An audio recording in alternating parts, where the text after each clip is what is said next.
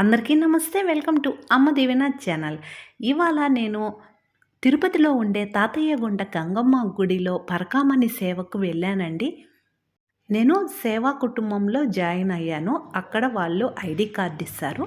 ఏ ఏ గుళ్ళల్లో పరకామణి సేవ ఉంటుందో వాళ్ళు వాట్సాప్ ద్వారా తెలుపుతారు. మనము అక్కడికి వెళ్ళి సేవలో పాల్గొనవచ్చు. కాణిపాకము, కాళహస్తి, విజయవాడ చాలా గుళ్ళల్లో ఇలా సేవకు చెబుతూ ఉంటారండి. మీరు కూడా చూడండి మేము ఎలా పరకామణి సేవలో పాల్గొన్నాము.